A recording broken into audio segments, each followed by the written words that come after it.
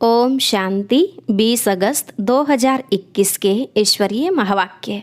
पहले सुनते हैं मुरली के मुख्य पॉइंट्स। बाबा ने कहा, हे रूहानी बच्चों, तुम बाप के पास आए हो अपनी तकदीर बनाने, इसलिए घड़ी घड़ी अपने को आत्मा समझ बाप को याद करो। यह है गुप्त मेहनत। बाप भी गुप्त तो मेहनत भी गुप्त कराते हैं। तुम आत्माओं की बुद्धि के लिए बाप कस्तूरी जैसी सौगात देते हैं, अर्थात ज्ञान सुनाते हैं जिससे बुद्धि स्वच्छ बनती है। आत्मा में खाद पड़ने से यह अपवित्र बनी है। जब तक आत्मा पवित्र न बने तब तक पवित्र शरीर मिल नहीं सकता। बाप आए हैं तुम्हें दुखों से छुड़ाकर हरि के द्वार ले जाने। हरिद्वार यानी कृष्ण का द्वार, अर्थात बाप तुम्हें कृष्णपुरी में ले जाते हैं।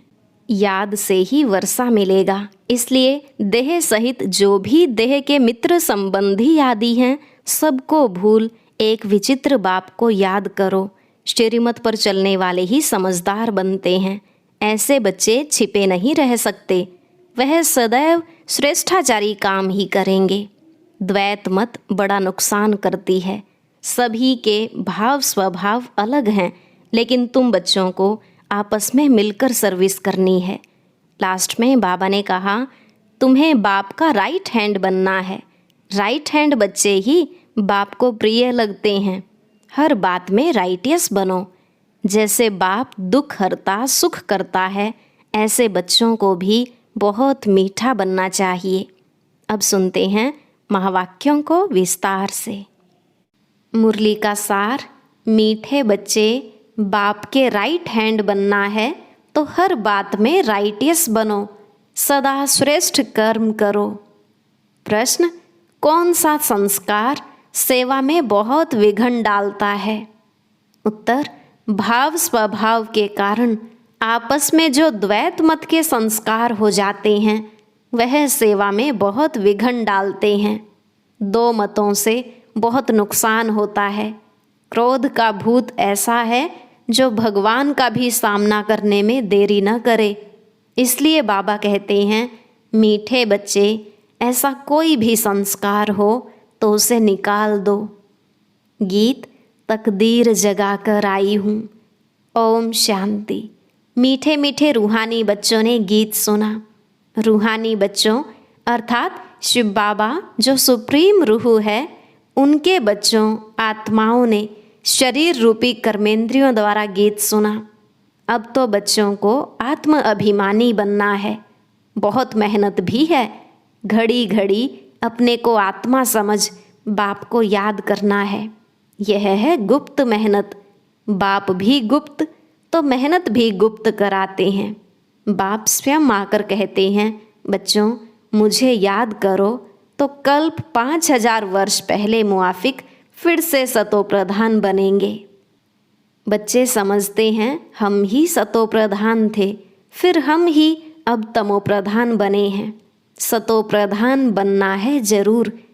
गीत में भी कहते हैं, तकदीर जो गवाई हुई है वह फिर पाने के लिए तदबीर कराने वाला एक ही सर्वशक्तिमान बाप है, क्योंकि सबको पावन बनाते हैं ना।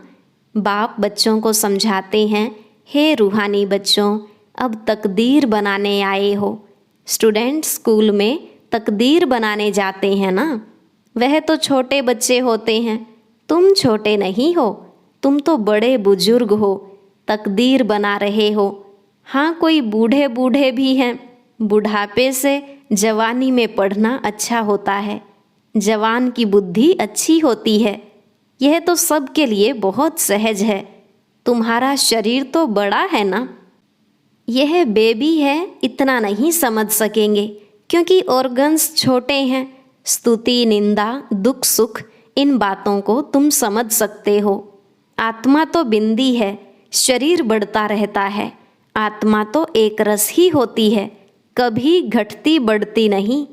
उस आत्मा की बुद्धि के लिए बाप कस्तूरी जैसी सौगात दे रहे हैं, क्योंकि अभी तो बुद्धि बिल्कुल तमोप्रधान बन गई है, सो अब स्वच्छ भी बन रही है। यह चित्र तुमको समझाने में बहुत काम में आते हैं। भक्ति मार्ग में देवताओं के आगे जाकर माथा झुकाते हैं, पूजा करते हैं।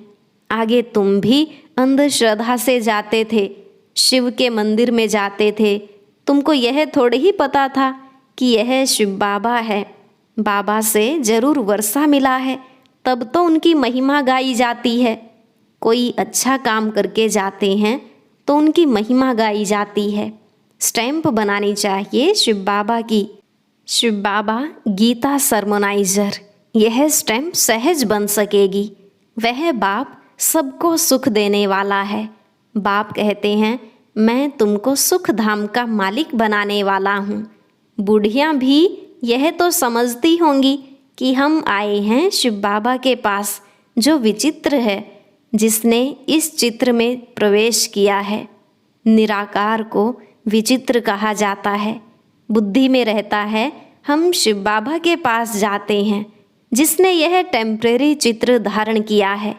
पतितों को पावन बनाए मुक्ति जीवन मुक्ति देते हैं, अर्थात शांति धाम सुख धाम का रहवासी बनाते हैं। मनुष्य शांति के लिए ही कोशिश करते हैं।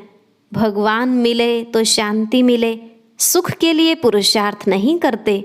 बस बाप के पास घर जाएं, भगवान मिले। इस समय सब मुक्ति की चाहना रखने वाले हैं। जीवन मुक्ति लेने वाले सिर्फ तुम ब्राह्मण ही हो, बाकी सब मुक्ति की चाहना रखने वाले हैं। जीवन मुक्ति का रास्ता बताने वाला कोई है ही नहीं। सन्यासियों आदि के पास जाकर शांति मांगते हैं, कहेंगे मन की शांति कैसे मिले। जो भी रास्ता बताने वाले हैं वह हैं ही मुक्ति में जाने वाले। मोक्ष क्या होता है वह भी बुद्धि में नहीं आता है। तंग होकर कहते हैं मुक्ति में जाएं तो अच्छा है। वास्तव में मुक्ति धाम है आत्माओं के रहने का स्थान। इतने सेंटर्स पर बच्चे हैं, सब जानते हैं कि हम नई दुनिया के लिए राज्य भाग्य लेते हैं। बाबा हमको नई दुनिया का राज्य देते हैं। कहाँ देंगे? नई दुनिया में देंगे, वह पुरानी दुनिया में देंगे। बाप कहते हैं, मैं संगम पर आता हूँ। मैं न सतयुग में न कलयुग में आता हूँ, दोनों के बीच में आता हूँ। बाप तो सबको सदगति देंगे ना, ऐसे तो नहीं दुर्गति में छोड़ जाएंगे। सदगति और दुर्गति इकट्ठे नहीं रह सकते। बच्चे जानते हैं यह पुरानी दुनिया विनाश होनी है, इसलिए इनसे प्यार नहीं रखना है। बुद्धि कहती है बरोबर अभी हम संगम युग पर हैं, यह दुनिया बदलने वाली है। अब बाप आया हुआ है। बाप कहते हैं मैं कल्प कल्प संगम पर आता हूँ, तुमको दुख से छुड़ाए हरि के द्वार ले जाता हूँ। यह ज्ञान की बात है। हरिद्वार कृष्ण का द्वार, अर्थात कृष्णपुरी को कहा जाता है। अच्छा, उनके पीछे फिर लक्ष्मण झूला लगा दिया है। पहले हरिद्वार आएगा, सतयुग को हरिद्वार कहा जाता है। फिर राम लक्ष्मण आदि दिखाते हैं। वह बात कोई है नहीं, वह तो बनाई हुई बात है। राम को कितने भाई दे दिए हैं? 4 भाई तो होते नहीं, 4-8 भाई तो यहाँ होते हैं। एक तरफ हैं ईश्वरीय संतान, दूसरे तरफ हैं आसुरी संतान। अभी तुम जानते हो शिव बाबा ब्रह्मा तन में आए हैं। शिव बाबा है, ब्रह्मा है दादा, प्रजापिता है। वह आत्माओं का पिता तो अनादि है। इस समय ब्राह्मणों को रचते हैं। ऐसे नहीं कि शिव बाबा शालिग्राम को रचते हैं, नहीं, शालिग्राम तो अविनाशी हैं ही हैं। सिर्फ बाप आकर पवित्र बनाते हैं। जब तक आत्मा पवित्र नहीं बनी है तब तक शरीर कैसे पवित्र बन सकता? हम आत्माएं पवित्र थी तो सतोप्रधान थी, अभी अपवित्र तमोप्रधान हैं, फिर सतोप्रधान कैसे बने? यह तो सहज समझ की बात है। तुम इस समय खाद पड़ने से पतित तमोप्रधान हो गए हो, अब फिर सतोप्रधान बनना है। हिसाब किताब चुकतू कर सब शांति धाम और सुख धाम में आएंगे। आत्माएं निराकारी घर से कैसे आती हैं उसकी यादगार भी क्रिश्चियन लोग झाड़ में बल्ब लगाकर मनाते हैं। तुम जानते हो यह सभी धर्मों की अलग अलग शाखाएं हैं। वहाँ से आत्माएं कैसे नंबरवार नीचे उतरती हैं, यह नॉलेज तुमको मिल गई है। हम आत्माओं का घर शांति धाम है, अभी है संगम। वहाँ से सब आत्माएं आ जाएंगी, फिर सब जाएंगे। प्रलय तो होने की नहीं है। तुम जानते हो हम बाबा से तकदीर बनाने, फिर से स्वराज्य लेने आए हैं। यह कोई सिर्फ कहने मात्र नहीं है, याद से ही वर्षा मिलेगा। बाप कहते हैं देह सहित जो भी देह के मित्र संबंधी आदि हैं सबको भूल जाओ। चित्र और विचित्र है ना। विचित्र उनको कहा जाता है जिनको देखा नहीं जाता है। यह बहुत महीन बातें हैं। आत्मा कितनी छोटी है, उनको घड़ी घड़ी पार्ट बजाना पड़ता है। और किसकी बुद्धि में ऐसी बातें हैं नहीं। पहले तो यह बुद्धि में बिठाना है कि हम आत्मा हैं, वह हमारा बाप है। उनको ही पतित पावन हे भगवान कह याद करते हैं। दूसरी कोई जगह जाने की दरकार नहीं है। तो याद भी एक को करना चाहिए ना। भगवान को याद करते हैं तो जरूर उससे कुछ मिलने का होगा। फिर दर दर धक्के क्यों खाते हो? भगवान को तो परमधाम से आना पड़ेगा ना। हम तो जा नहीं सकते क्योंकि पतित हैं। पतित वहाँ जा न सके। अभी तुम वंडर खाते हो। भक्ति मार्ग का पार्ट कैसे वंडरफुल है। एक भगवान को ही याद करते हैं, हे ईश्वर, हे परम पिता, ओ गॉड फादर। जब वह एक ही है फिर दूसरे तरफ धक्के क्यों खाते हो? वह एक ऊपर में रहते हैं, परंतु यह सब नूंद है। ड्रामानुसार भक्ति करते हैं बेहद बेसमझी से। अभी तुम फिर बेहद समझदार बनते हो। श्रीमत पर चलने वाले ही समझदार बनते हैं। वह फिर छिपे नहीं रह सकते। वह सदैव श्रेष्ठाचारी काम ही करेंगे। बाप कहते हैं हम दुख हरता सुख करता हैं, तो बच्चों को भी कितना मीठा बनना चाहिए। बाप का राइट हैंड बनना चाहिए। ऐसे बच्चे ही बाप को प्रिय लगते हैं। राइट हैंड है ना। तुमको मालूम है लेफ्ट हाथ से इतना काम नहीं कर सकते हैं, क्योंकि राइट हाथ राइटियस काम करते हैं। इसलिए इस राइट हाथ को ही शुभ काम में लगाते हैं। पूजा हमेशा राइट हैंड से करते हैं। बाप कहते हैं हर बात में राइटियस बनो। बाप मिला है तो खुशी होनी चाहिए ना। बाप कहते हैं मामेकम याद करो तो फिर अंतमति सो गति हो जाएगी। मत और गत व गति करने की मत एक ही है। गाया भी जाता है ईश्वर की गत मत ईश्वर ही जाने। पतित पावन वही है। वह जानते हैं मैं मनुष्यों को पावन बनाए दुर्गति से सदगति में कैसे ले जाऊंगा। भक्ति मार्ग में कितनी मेहनत करते हैं, परंतु सदगति होती नहीं। फल कुछ भी मिलता नहीं। सदगति देने वाला तो एक ही बाप है। भक्ति में जो जिस भावना से पूजा करते हैं उनको वह फल देने वाला मैं ही हूँ। वह भी ड्रामा में नूंद है। उनको आप ही मिल जाता है अपने पुरुषार्थ से। अब पवित्र भी अपने पुरुषार्थ से बच्चों को बनना है। बाप कहते हैं मीठे मीठे बाप को याद करो। वही सर्वशक्तिमान ऑलमाइटी अथॉरिटी कितना अच्छा बनाते हैं। तुम सब कुछ जान चुके हो, फिर बाप से वर्षा ले रहे हो। रचयिता और रचना की नॉलेज तुम्हारी बुद्धि में है। तुम जानते हो यह नॉलेज हमारे में नहीं थी। यज्ञ तप आदि करना, शास्त्र आदि सुनना, यह है शास्त्रों की नॉलेज। उनको भक्ति कहा जाता। उसमें एम ऑब्जेक्ट कुछ है नहीं। पढ़ाई में एम ऑब्जेक्ट रहती है। कोई न कोई प्रकार की नॉलेज होती है। हमको पतित से पावन बनने की नॉलेज पतित पावन बाप ने दी है। सृष्टि के आदि मध्य अंत की नॉलेज बाप ने दी है। यह सृष्टि चक्र कैसे फिरता है इसमें सभी एक्टर्स पार्टधारी हैं। यह अनादि नाटक बना हुआ है। यह बेहद की नॉलेज तो ज़रूर होनी चाहिए। तुम बच्चे जानते हो, अभी हम घोर अंधियारे से निकल घोर सोजरे में जा रहे हैं। तुम अभी देवता बन रहे हो। यह भी समझाना है कि आदि सनातन तो देवी देवता धर्म है, जिसे हिंदू धर्म कह दिया है। धीरे धीरे यह बात भी समझ जाएंगे। बच्चों को खड़ा होना चाहिए। इसमें तो ढेर बच्चे चाहिए। दिल्ली में कॉन्फ्रेंस करनी पड़े। परिस्तान भी दिल्ली को कहा जाता है। यही जमुना का कंठा था। दिल्ली कैपिटल है, बहुतों के हाथ आई है।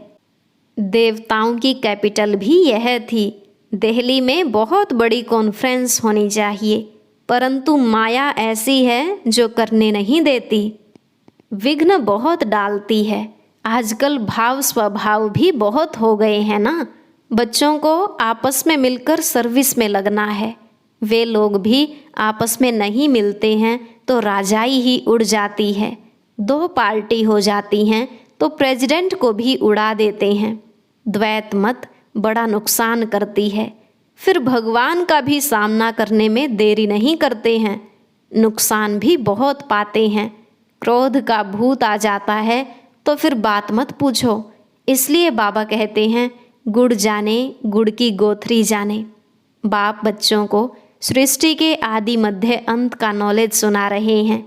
अब कोई धारणा करे व न करे, वह है पुरुषार्थ पर मदार।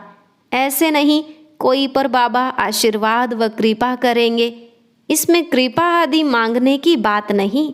प्रेरणा से अगर योग और ज्ञान सिखलाना होता, फिर तो बाप कहते, मैं इस गंदी दुनिया में आता क्यों। प्रेरणा आशीर्वाद यह सब भक्ति मार्ग के अक्षर हैं। इसमें पुरुषार्थ करना होता है, प्रेरणा की बात नहीं। तुमको 3 इंजन मिली हैं इकट्ठी। वहाँ तो बाप अलग, टीचर अलग मिलता है, गुरु पिछाड़ी में मिलता है। यहाँ तो यह तीनों ही इकट्ठे हैं।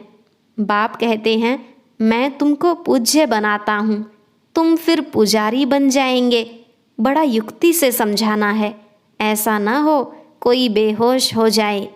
पहले पहले मुख्य है 2 बाप की बात। भगवान बाप है। उनका जन्म शिव जयंती भी यहाँ मनाते हैं। जरूर स्वर्ग का मालिक बनाते होंगे। भारत में ही स्वर्ग था। अभी नर्क के विनाश लिए महाभारत लड़ाई खड़ी है। जरूर बाप नई दुनिया की स्थापना कराने वाला भी है। बाप की श्रीमत पर ही हम कहते हैं कि भारत को हम पावन बनाकर ही छोड़ेंगे। अच्छा, मीठे मीठे सिकी लधे बच्चों प्रति माता पिता बाप दादा का याद प्यार और गुड मॉर्निंग। रूहानी बाप की रूहानी बच्चों को नमस्ते। रूहानी बच्चों की रूहानी बाप दादा को नमस्ते नमस्ते, गुड मॉर्निंग। शुक्रिया बाबा, शुक्रिया। धारणा के लिए मुख्य सार। पहला पॉइंट, जैसे बाप दुख हरता सुख करता है, ऐसे बाप समान बनना है। बहुत मीठा बनना है। सदा शुभ काम करके राइट हैंड बन जाना है। दूसरा, कभी 2 मतें नहीं बनानी हैं। भाव स्वभाव में आकर 1-2 का सामना नहीं करना है।